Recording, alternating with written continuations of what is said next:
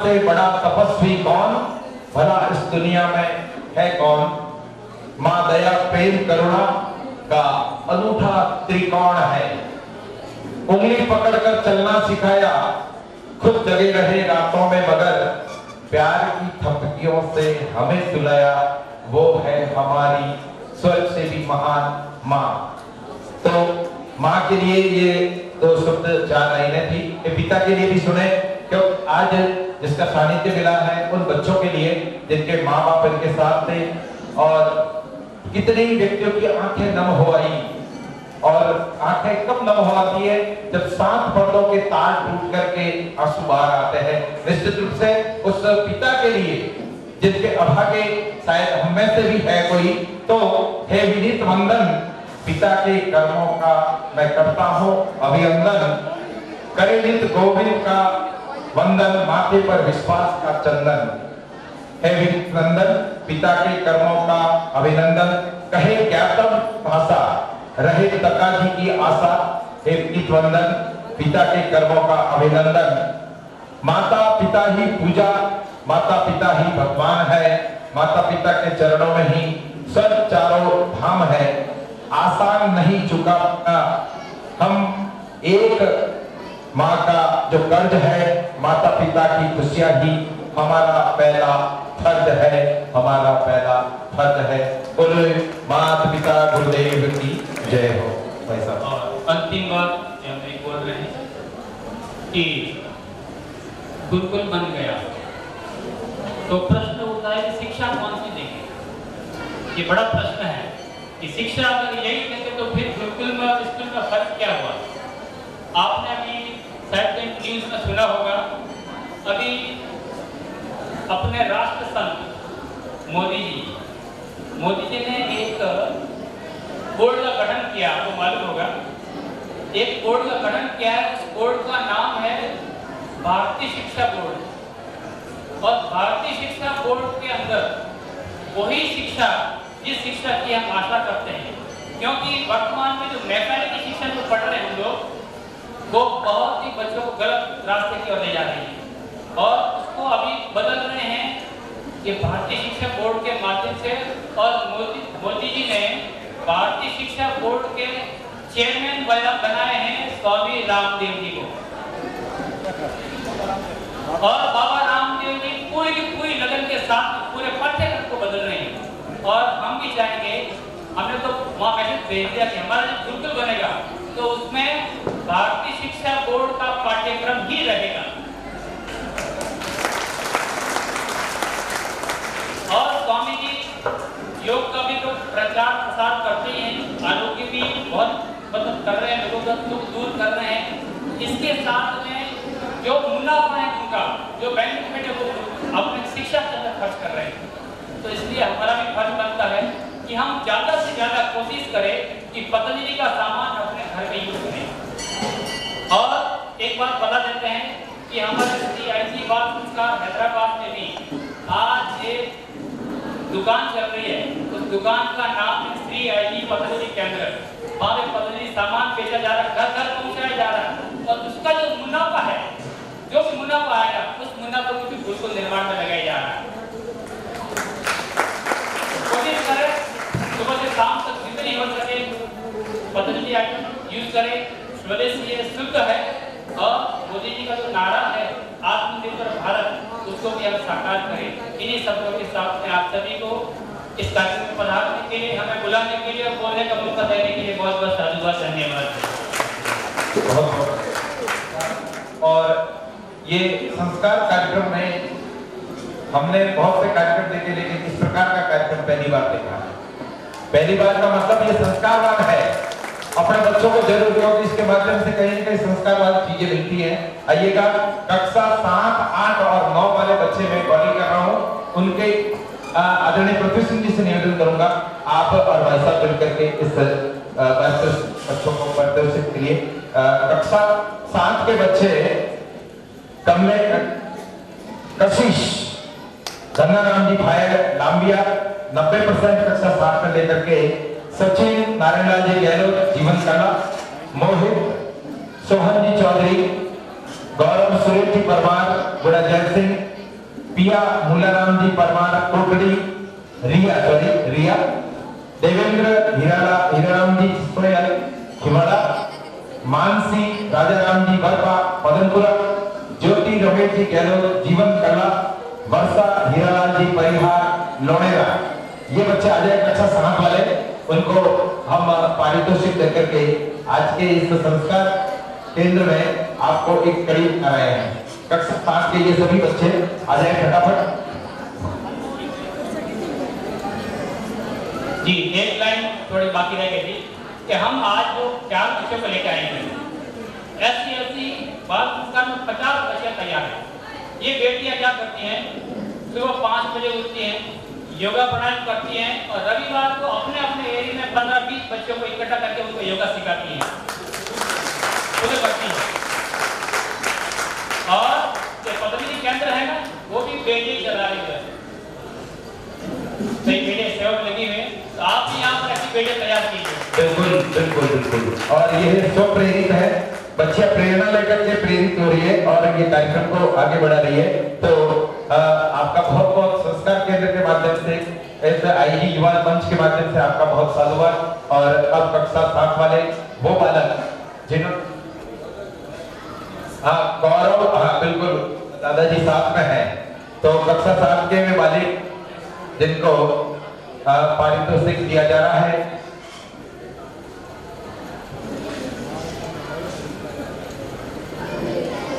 कक्षा 7 के सभी बालकों को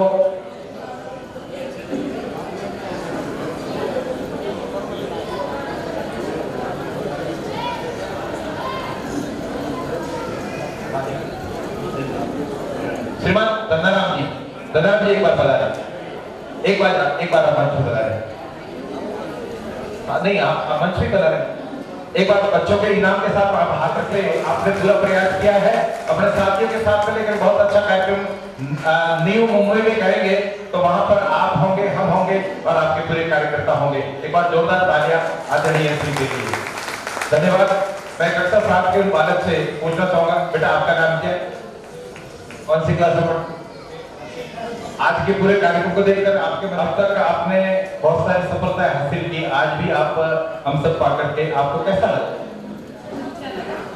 जितने भी हमारे बड़े बुजुर्ग जो मेहमान गण आए हैं, उनके लिए या अपने दोस्तों के लिए आप क्या कहना चाहोगी इस कार्यक्रम के माध्यम से? हमें संस्कारी क्या बात है, एक ही शब्द बताया, संस्कारी बनना चाहिए, जिसमें वो लोग पृथ्वी आ जाती है, संस्कार। धन्यवाद कक्षा 7 के सभी बालकों का बहुत बहुत धन्यवाद। कक्षा 8 के भी बालक आ जाए जिनके नाम मैं पुकार रहा हूँ। नेहा अमृतलाल जी सिंगरा माधोपुरा सतलाना आ जाए।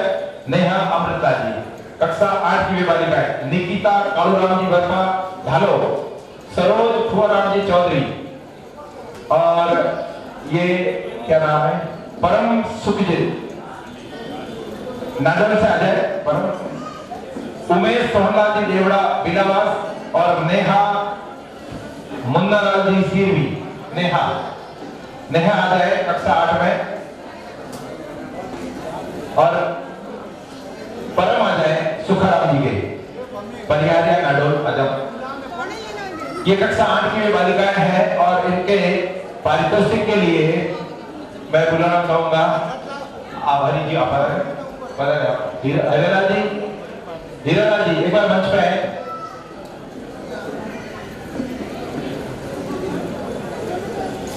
हाँ आज सिद्धि बिल्कुल आ जाओ, ये भी बिल्कुल आ जाओ यहाँ, आपको भी मिलेगी। हाँ एक मैडम को दो, एक और लाओ, एक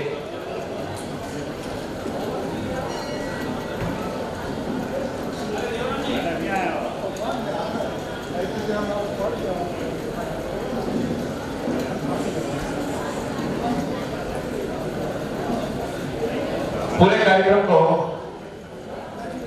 हाँ एक कक्षा 8 हो गया सर, थैंक यू। बस कक्षा 8 के लड़के पढ़ा है, बिल्कुल धन्यवाद आपका। बताओ कक्षा 9 के वे बालक तैयार हैं जिनसे बहुत बड़ी अपेक्षा है। 9, 10, 11, 12 बड़े बालक हैं, बहुत ज्यादा उत्तरदायित्व होता है, समाज की, परिवार की और सबकी। तो देखिए कैसे रहेंगे। प्रकाश वाराराम जी देवड़ा बिलावास, प्रकाश भाई आ जाए। प्रकाश वाराराम जी देवड़ा बिलावास, पूर्णिमा डूंगाराम जी बरपा गुड़ाहेंदा, ललित दसाराम जी परिहार नाडोर, पूजा रमेश जी गहलोत जीवन कला, दिलीप सुरेश जी मुड़ेवा जवानी। ये आ जाए। पांचों बालक है, कक्षा 9 में है और आपके प्रसन्नता के आधार पर आपका चयन किया गया है। आ जाए प्रकाश वाराराम जी। प्रकाश आया। प्रकाश वाराराम, क्या नाम है बेटा? दिलीप, ओके। पूर्णिमा, ओके। ललित, ये क्या? पूजा आगे।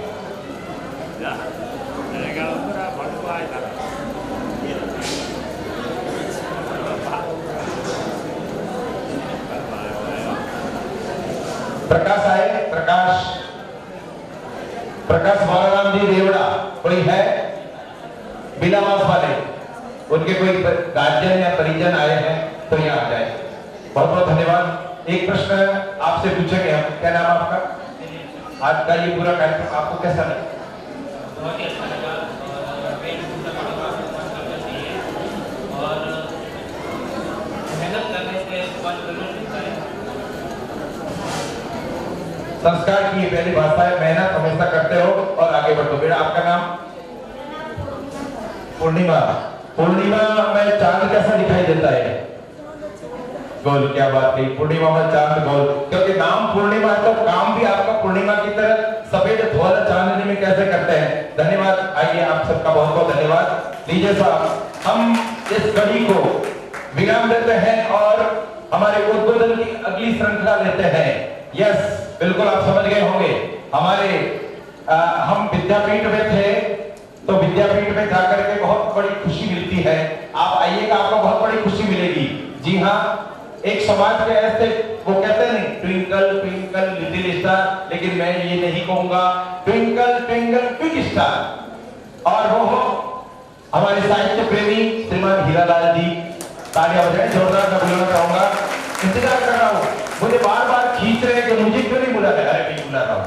समाज के हमारे एक ऐसे साहित्यकार है जिन्होंने 4:30 से लगा करके रात के 3:30 बजे तक कभी न कभी मुझे टटोला है, जगाया है और कहीं न कहीं जिक्र किया है। चलना होगा, नहीं चलना कैसे नहीं चलेंगे, बिल्कुल चलेंगे। आइए साहब हीरालाल जी को सुने, बहुत तंद्री भाषा है।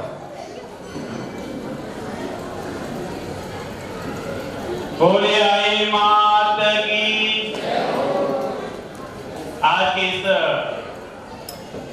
बूढ़े नगरी में माँ आई के श्री चरणों में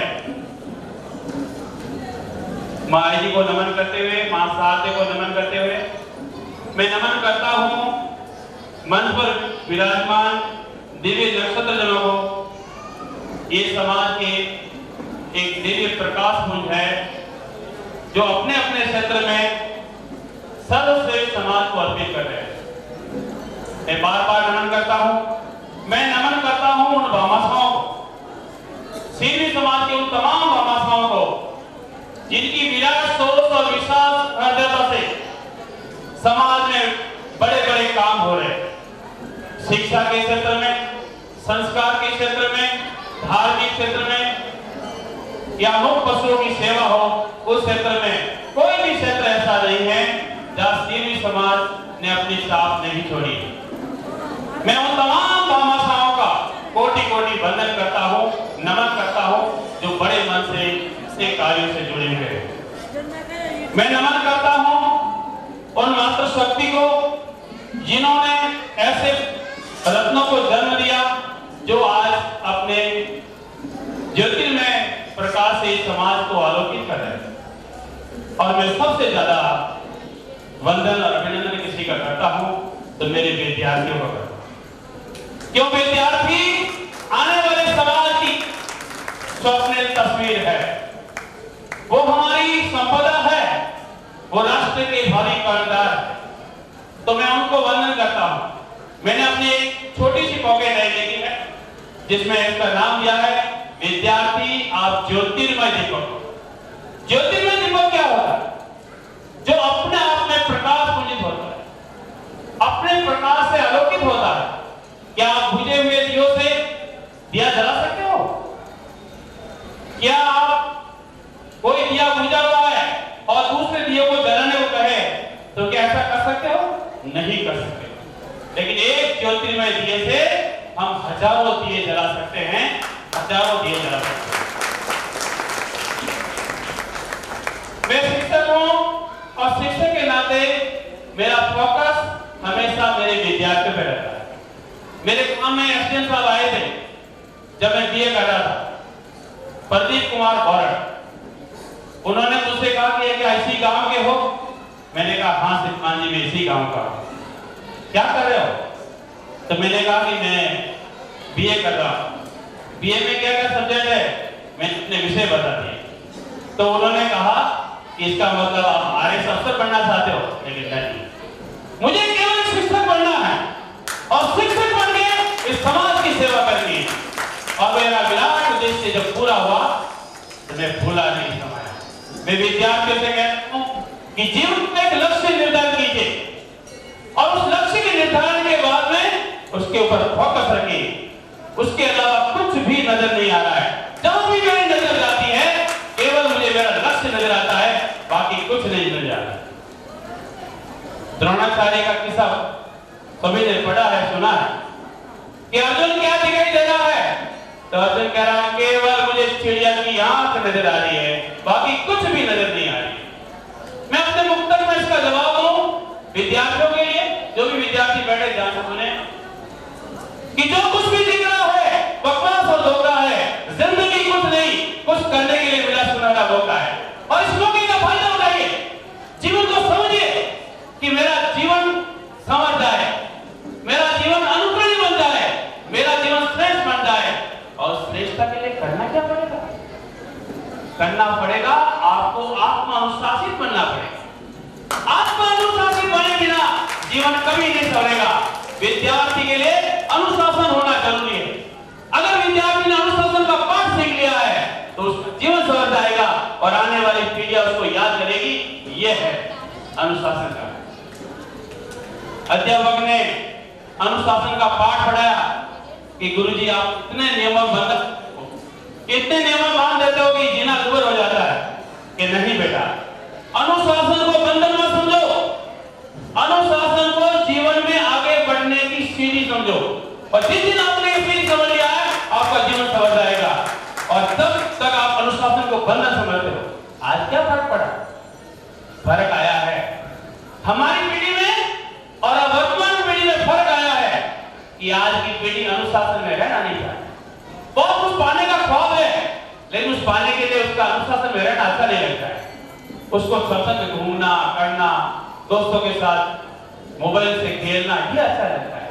इससे जीवन नहीं संवरेगा। तो उन्होंने पढ़ाने के लिए किया था कि इस बालक को छत के ऊपर ले गया और पतंग उड़ाया। पतंग उड़ाया और पतंग उड़ा रहा है, बच्चे खुश हो रहे हैं और पतंग गजब ऊपर उड़ रहा है। और फिर उसी पतंग को काट दिया। अरे देखो देखो मेरा पतंग तो नीचे गिर रहा है। तो क्यों, क्या हुआ? तू तो कह रहा था नहीं है अनुशासन तो बंधन है। आप पतंग की तरह ऊंची उड़ान करना सकते हो तो अनुशासन में बंधन नहीं होगा। जिस प्रकार से डोरी होती है वो पतंग को ऊंचाई में उड़ाने में सहायता करती है, उसी प्रकार से मनुष्य को आगे बढ़ने के लिए अनुशासन होना जरूरी है। दूसरी मेरी सीख है उन बच्चों को, इस बात को समझे दुनिया में कोई किस भी हो लेकिन आत्मसंयमित बने। आत्मसंयमित बनोगे अपना जीवन संवर जाएगा। आत्मसंयम क्या होता है? अपने आप के विरुद्ध युद्ध होता है। अपने आप को संयमित बनाना पड़ता है। दूसरे बच्चे क्या करते हैं? हमसे कोई लेना नहीं है, मुझे मेरा टारगेट नजर आता है, मुझे मेरा लक्ष्य नजर आता है और उस लक्ष्य के लिए बहुत से मन की दुर्भावनाओं को मारना पड़ता है। अब दुर्भावनाओं को मारने के लिए क्या करना पड़ेगा? उसको समझाना पड़ेगा कि भाई आगे बढ़ने के लिए दो रास्ते हैं। एक रास्ता जो सीधा जा रहा है और दूसरा रास्ता जो पतंग की और दोनों में से आपको एक का चयन करना पड़ेगा। तो चयन कौन सा करना पड़ेगा? जो रास्ता सीधा और साफ। इसलिए मैं बच्चों को कहता हूं कि परवाह नहीं जमाना खिलाफ हो, रास्ता साफ हो। सीधे साफ रास्ते में जाओगे तो आपके कांटे नहीं लगेंगे। और अफरा वडेरा कितनी बड़ी बात कहता ध्यान रखना कि 12 मिनट बाहर जाना, 6 मिनट बाहर नहीं जाना।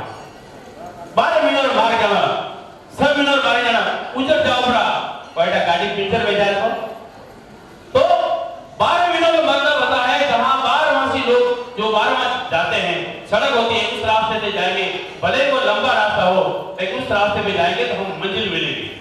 और अगर 6 मिनट रास्ता मत किया तो गाड़ी पंचर होगी तो पाएगा, तो फिर हमारा रास्ता वही थम जाएगा, हमारी मंजिल रुक जाएगी।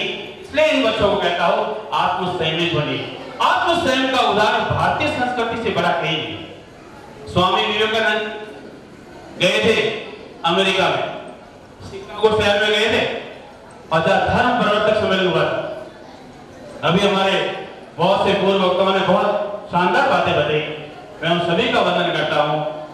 और उसमें जो बात आई वो समझिए, स्वामी विवेकानंद ऐसा उद्बोधन हुआ था कि 48 घंटे तक लोग सुनते रहे थे। आप वर्णन करिए कि 48 घंटे तक लोग अमेरिका के सुनने के लिए आतुर थे। ऐसी भारतीय महापुरुषों की संस्कृति का संवाद, ये जो संस्कृति का संवाद था, और उसी में क्या हुआ आपको ध्यान है कि हमारी संस्कृति और भारतीय संस्कृति में फर्क क्या? हमारी संस्कृति आध्यात्मिकता को और वहां की संस्कृति भौतिकवाद को ही सुख संपत्ति का मौज करना है, जिंदगी में आए हैं मौज करना है। हमारे यहाँ क्या है, ये लोग ही नहीं, हमें परलोक भी संवारना है। और परलोक संवारने के लिए हम पूजा पाठ, ध्यान वगैरह नैतिक मूल्यों से जुड़े रहते हैं। तो अमेरिका की एक धनाढ्य महिला आई, बहुत सुंदर थी, आकर विवेकानंद से बोली कि विवेकानंद जी, मैं आपसे शादी करना चाहती हूँ। कि आप मुझसे शादी क्यों करना चाहते हैं? क्योंकि आप इतने गुणवान हो और मैं रूपवान हूं। जो वो रूपवान और गुणवान दोनों होती। स्वामी विवेकानंद जी क्या बात कही? स्वामी विवेकानंद जी ने बात कही कि सन्यासी हो ऐसा संभव नहीं है, हाँ लेकिन तुम्हारी इच्छा पूरी कर सकता हूं। अब वो महिला अवाक रही कि शादी भी नहीं करे, वैसा भी कैसे पूरी होगी? तो उन्होंने क्या कहा, आप मेरा हाथ दो। विवेकानंद ने उसका हाथ पकड़ा और मेरे सिर के ऊपर रखो, कहो कि विवेकानंद मेरा बेटा है। ये है भारतीय संस्कृति। कैसी भी स्थिति आए, परिस्थिति आए, मैं इनके हाथ के नौजवानों को कहता हूं, विद्यार्थियों को कहता हूं, किसी भी मोड़ पे आप रास्ते से भटके नहीं। कोई कितना ही सुंदर हो, कोई कितना हैंडसम और ब्यूटीफुल हो, हमें अपने निडर, अपने लक्ष्य पे रहना चाहिए, हमें विचलित नहीं होना। आज की युवा पीढ़ी विचलित हो जाती है, मुझे तकलीफ होती है, मैं चिंतनमान व्यक्ति हूं, बहुत चिंतित रहता हूं। एक नई संस्कृति आ गई, बॉयफ्रेंड और गर्लफ्रेंड, मुझे पीड़ा होती है इसमें। इन शब्दों से मुझे पीड़ा होती है, कभी कभार मैं रोने लग जाता हूं कि ये भारतीय संस्कृति का हिस्सा नहीं है। ये कहां से आया बॉयफ्रेंड और गर्लफ्रेंड?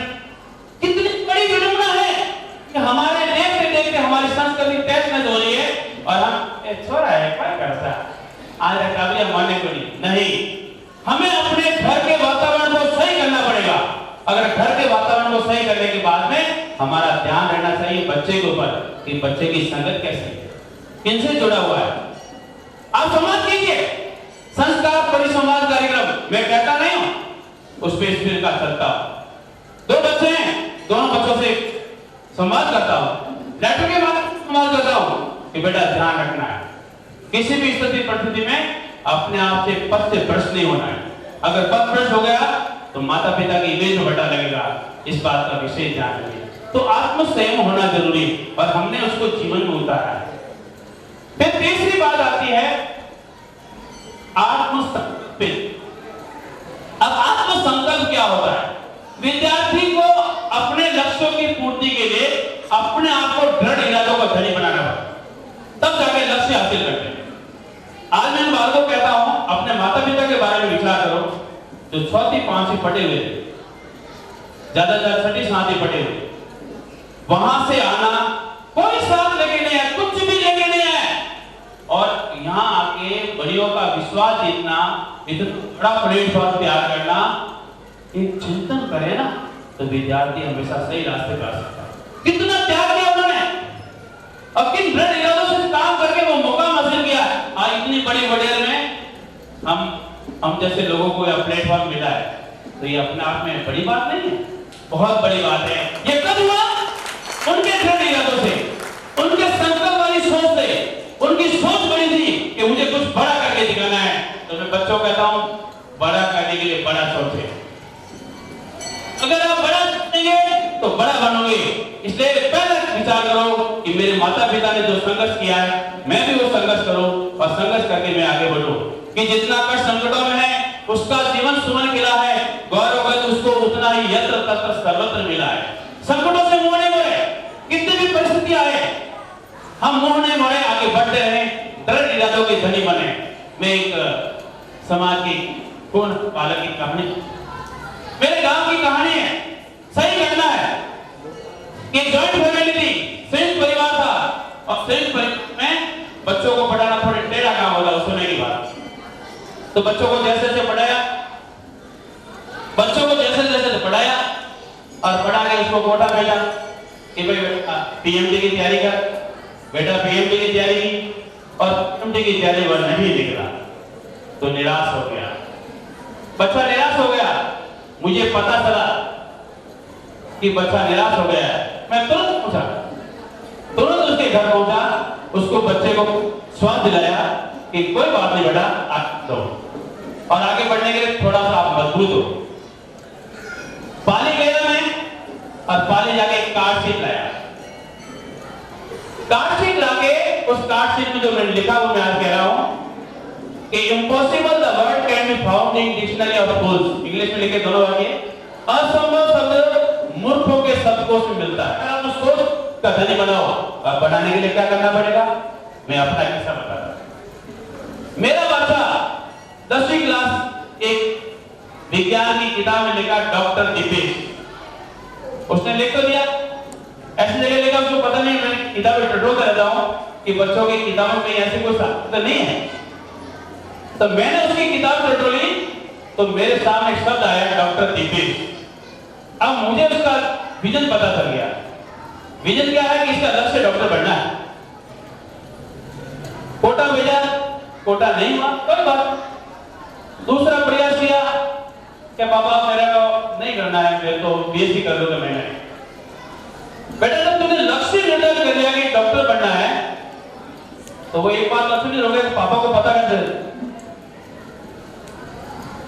उसको मोटिवेट किया, उसने एग्जाम दिया, नहीं हुआ, कोई बात नहीं। वापस घर अटेंड दिया, उसको पूरा विश्वास था कि मेरा सिलेक्शन हो जाएगा, लेकिन सिलेक्शन नहीं हुआ।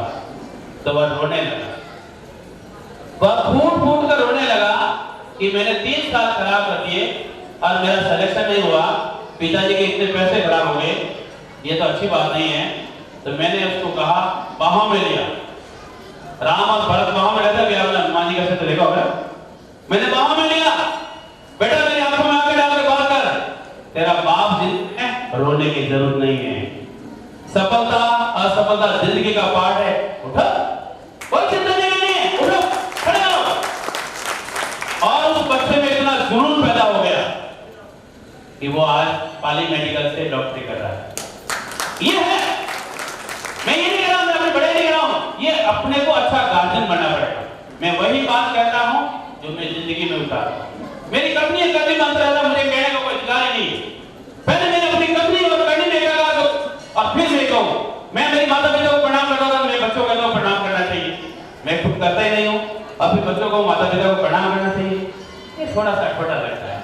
मैं बच्चों को कहता बेटा चाय नहीं पीनी चाहिए, लेकिन मैं खुद चाय पीता हूं, दिन में 4 टाइम चाय पीता हूं, ये कौन सा तरीका है। तो आपको दृढ़ इरादों को नहीं बना है, और जब इरादे दृढ़ हो जाते हैं तो सफलता दूर नहीं होती है। कहते हैं इरादा पक्का है बंदे तो मंजिल तेरी दूर नहीं, अरे वो तुझसे दूर नहीं और तू उससे दूर नहीं, कोई उससे दूर नहीं है। आपका इरादा दृढ़ बनाओ, कमजोर से कमजोर लड़का मंजिल पा सकता है, कमजोर से कमजोर लड़का। मैं 2015 की बात कर रहा हूं, बहुत बढ़िया प्रसंग है। यहाँ जो विद्यार्थी बैठे हैं, बेटे बैठे हैं विद्यार्थी रूप में, ध्यान से सुनना।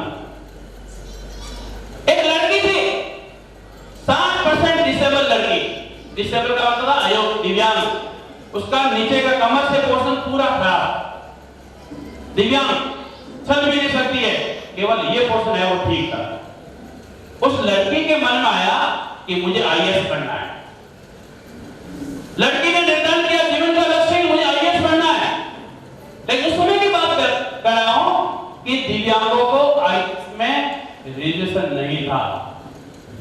आईएएस और आईपीएस में दिव्यांग की 3% आरक्षण होता है, वो नहीं था। वो लड़की क्या गई, उसके माता पिता पढ़े लिखे थे, और लड़की सुप्रीम कोर्ट गई, और सुप्रीम कोर्ट में वकील के माध्यम से किया कि मुझे प्रशासन चलाना है, कोई मुझे चोरों के पीछे थोड़ी भागना है, मैं इस ब्रेन पावर से, इस मस्तिष्क से मुझे प्रशासन चलाना है और मैं आईएएस दूंगी। इतना दृढ़ इरादा उस बच्ची का देख के 2015 की बात कर रहा हूं, वो कोर्ट में खड़ी होती है और 2015 को एग्जाम देती है और वो पूरे भारत में प्रथम आती है, प्रथम। ये देखिए,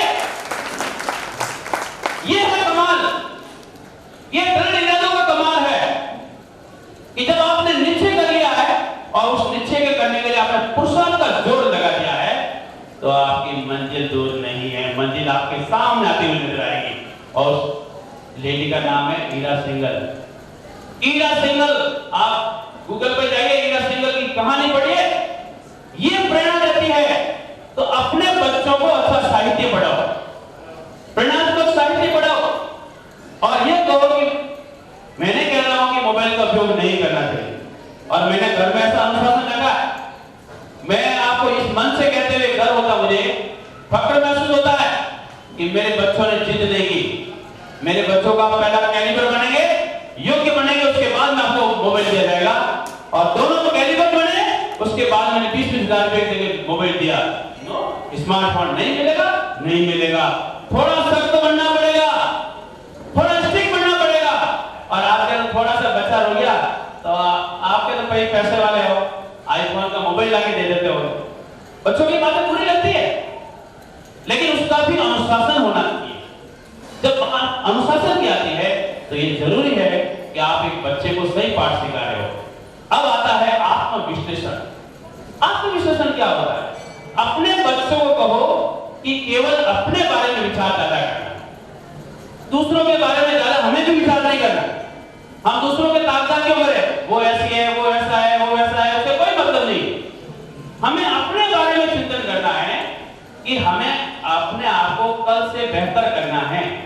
अगर 7वीं क्लास में नंबर 80% आए तो वे विद्यार्थी ये विचार करें कि मुझे अगले 85-90 लाना है, 90 वाला कहे कि मुझे 95 लाना है।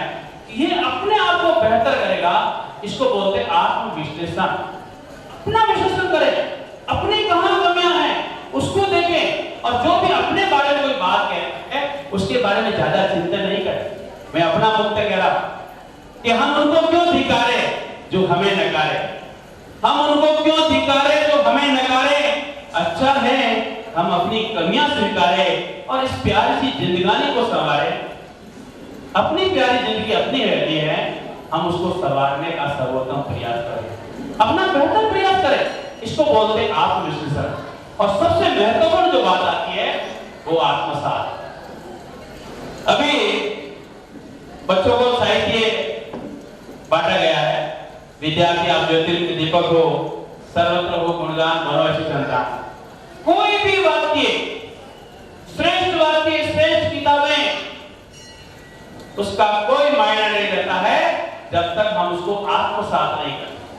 आत्मसात का होता है हृदय में उतारना, उसका पालन करना।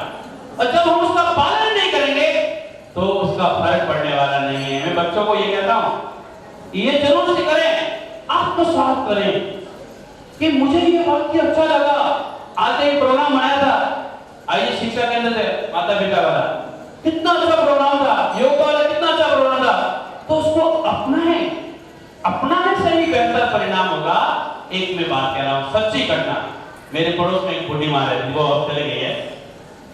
मैं मेरी माँ का इकलौता बेटा हूं, तो क्या हुआ, मेरी वे नालायक है, एक वाला जो है नालायक है, हुजूरी नहीं है। खुई एकाएकी से, उन्होंने कहा खुई एकाएकी से, खुई एक सात पिता का नाम भी लिया, उनके बेटे का नाम भी लिया। ये 7 गांव में 7 जनों के नाम लिए डोगरी ने। उस डोगरी ने 7 जनों नाम लिए ने क्यों ये है अदमनो एक का वो करेगा कोई लगता नहीं कोई ने थुई नाड़ो गई मती। मैं आपको कह रहा हूं, मन से सच्चाई कह रहा हूं, माता जी के मंदिर में हूं। मैं बहुत 7वीं कक्षा पढ़ रहा था। मैंने उस समय चिंतन किया, मनन किया कि आज दासा मनीष बोले ने आवाज क्यों की। अब इतना चिंतन हो गया कि अब अपने को दिशा बदलनी है। अब हमारे जो बदमाश हो रहा हाथ फरोड़ी रोता वो दिशा बदल दी हमने सही राह पे आ गया। और आज मुझे उस कुड़िया को मैं याद करता हूं कि उन्होंने ये बात नहीं कही होते शायद मेरे जीवन का उद्धार नहीं होता। उद्धार कब होता है? जब आप आत्मसात करते हो, और आत्मसात नहीं करते हो कोई उद्धार होने वाला नहीं है। द्रोणाचार्य की बात की बात कर रहा हूं महाभारत के काल में कि द्रोणाचार्य पांडवों कौरवों को पढ़ा रहे थे, तो उन्होंने एक पाठ दिया, सदा सत्य बोलो। क्या बोलो? सदा सत्य बोलो। अपने माता जी का भी है, प्रथम जोड़ तजो सुख पाए, दूसरों तो मदमाश उड़े, है ना? सदा सत्य बोलो। चोरों को सबको का सुबह है आश्रम में पाठ याद कर लिया?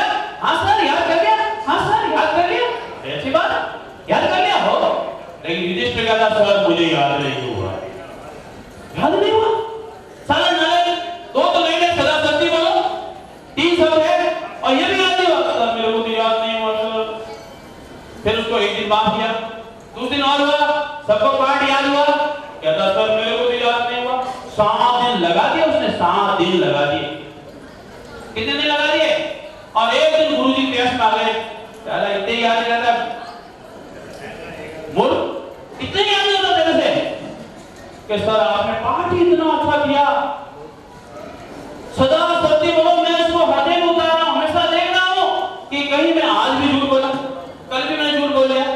तो जब तक मैं उसको हृदय में नहीं उतारूं तो मैं कैसे कह सकता हूं कि सदा सत्य बोलो?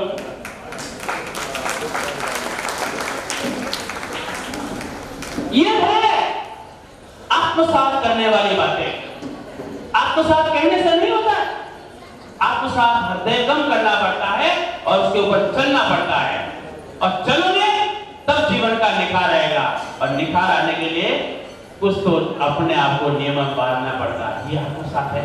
और आपको पता है कि द्रोणाचार्य ने क्या कहा था कि अगर युधिष्ठिर कह देगा कि अश्वत्थामा मारा गया तो मेरे हाथों से अस्त्र गिर जाएंगे, और वो आपने सभी ने कहा, मुझे ज्यादा कहने की जरूरत नहीं है। और युधिष्ठिर से कहा भी गया था, लेकिन उन्होंने झूठ नहीं बोला था कि मुझे पता नहीं है अश्वत्थामा कौन है, लेकिन अश्वत्थामा मारा गया वो प्राणी है या मनुष्य मुझे पता नहीं है। और आखिर में क्या हुआ कि उसकी। अब एक और महत्वपूर्ण बात है जो मैं कहना चाहता हूं, समय। समय बहुत जरूरी है। समय की महत्ता को जिसने जान लिया उसका जीवन संवर जाता है। सबसे time management is life management. समय का प्रबंधन ही जीवन है। और जिसने समय को नहीं समझा है उसका जीवन बेकार हो जाता है। बहुत छोटे से शब्दों में मैं पूरा करूंगा कि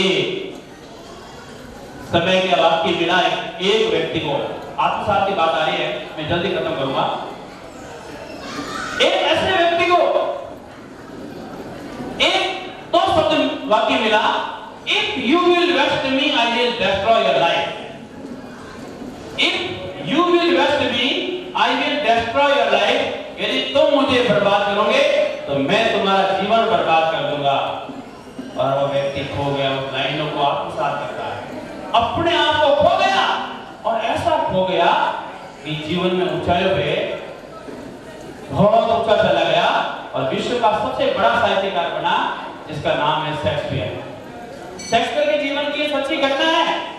समय की महत्ता को हमें जानना पड़ेगा। तो मैं प्यारे विद्यार्थियों से कहता हूं कि विद्यार्थी के लिए जो खास बातें हैं उन चीजों को ध्यान रखें, उनको हृदयगम करें और ऐसा कोई भी कार्य नहीं करें जिससे हमें अपने जीवन में निराशा आ सके। और अंत में कुछ बात के साथ में मैं विराम दे रहा हूं वो ये है कि आज सुभाष चंद्र बोस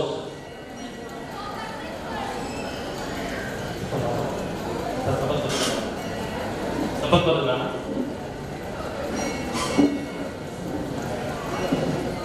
एक शपथ बदलाइए। अंत में मैं उन होनहार विद्यार्थियों से, आज वो चले पर कोई बात नहीं, लेकिन एक शपथ पत्र है। तो भारत आजादी की लड़ाई लड़ रहा था और उस आजादी की लड़ाई में हमारे महान देशभक्तों ने बड़ा त्याग किया है। महात्मा गांधी ने अपनी एडवोकेट को छोड़ दिया और राष्ट्र के लिए अर्पित कर दिया जीवन। लाल बहादुर शास्त्री ने अपना जीवन अर्पण किया, जिसकी आज हम जन्म जयंती मना रहे हैं। अब सुभाष चंद्र बोस की बात आती है तो सुभाष चंद्र बोस ने आईएएस में 100वीं रैंक थी, कलेक्टर परीक्षा में 100वीं रैंक थी और कलेक्टर की परीक्षा कहां होती थी? लंदन में होती थी। और वहां 100वीं रैंक आने के बाद भी जब आए और उसने कहा कि भाई आजादी की लड़ाई लड़ रहे थे तो उन्होंने अपना त्याग पत्र भेज दिया। माता पिता निराश हो गए, कलेक्टर की परीक्षा और कलेक्टर बन गया, पागल तू क्या कर रहा है?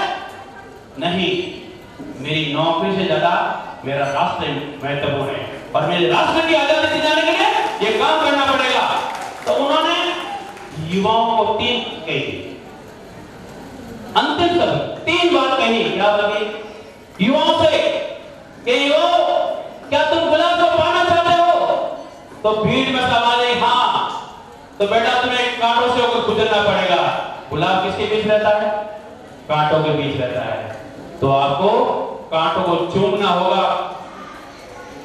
फिर दूसरा होगा, क्या गुस्सा का माधुर्य लेना चाहते हो? तो क्या हाँ, तो तुम्हें अंधेरे से होकर गुजरना पड़ेगा। फिर कहा, क्या आप भारत माता को आजाद कराना चाहते हो? बड़े धीरे से कहा, आवाज युवा जोश है, हाँ आजाद कराना चाहते हो? तो क्या त्याग और बलिदान के लिए तैयार हो? तो क्या हाँ, तो उन्होंने खाली पेपर दिए, खाली पेपर बांटे और इस पेपर के ऊपर अपने खून से सिग्नेचर करके दो। कौन कौन युवा अपने खून से सिग्नेचर कर रहा है वो मेरी फौज में भर्ती हो जाए। आज मैं उसी को दोहरा रहा हूं, समाज के विद्यार्थियों से कह रहा हूं, क्या आप सीवी समाज को सभी बनाना चाहते हो? क्या सीवी समाज को फ्रेश पदार्थित करना चाहते हो? तो हर कोई कहेगा हाँ करना चाहता हूं। क्या माता पिता को कभी संतान बनाना चाहते हो? तो हाँ, कोई नहीं कहेगा ना। तब फिर आपको क्या करना पड़ेगा? एक शपथ पत्र देना पड़ेगा। एक शपथ पत्र बनाया है और शपथ पत्र की भाषा समझिए और मैं शपथ पत्र का पूरा फॉलो करूंगा। मैं उस रूप में कह रहा हूं, जो विद्यार्थी पूर्ण ईमानदारी निष्ठा से आई माता की सौगंध खाकर कहे कि मैं इसका पूर्णतः पालन करूंगा, वो इस शपथ पत्र भरे और हमेशा इसका आईना में देखे कि हाँ मैंने इस नियमों का पालन किया, इसका कड़ाई से पालन किया है। जब आप बाद में मुझसे मिलोगे ना तो ये जरूर कहोगे कि सर आज मैं जिस पोस्ट पे हूं ना उसका कारण वो है आजीवन वंश का जो संस्कार परिसंवाद कार्यक्रम हुआ था ना, वहां से मुझे प्रेरणा मिली है और आज उसी का मैं बदौलत यहाँ पे खड़ा हूं। अरे वाह, बुढ़िया जी कहती मैंने एक औलाद खराब है और मैंने घोषित कर कहता है नहीं होता। तो इस विद्यार्थियों से कहता हूं, उसको समझिए, ये है जैसे नाम है, मैं पुत्र पुत्री जिसका नाम आ जाएगा, धर्म हिंदू है, निवासी यहाँ जो गांव का नाम है, तहसील जिला राज्य कौन है,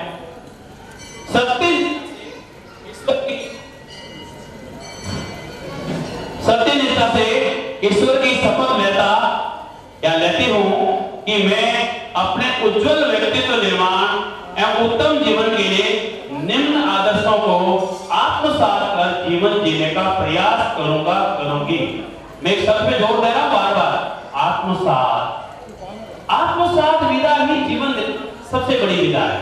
अब पहला पॉइंट क्या है कि मैं अपने माता पिता, गुरुजनों एवं बड़े बुजुर्गों के प्रति अगाध श्रद्धा और आदर का भाव रखूंगी। मैं अपने समाज धर्म की श्रेष्ठ परंपराओं एवं रीति रिवाजों के अनुरूप अपना जीवन ईमानदारी से प्रयास करूंगा, करूंगी।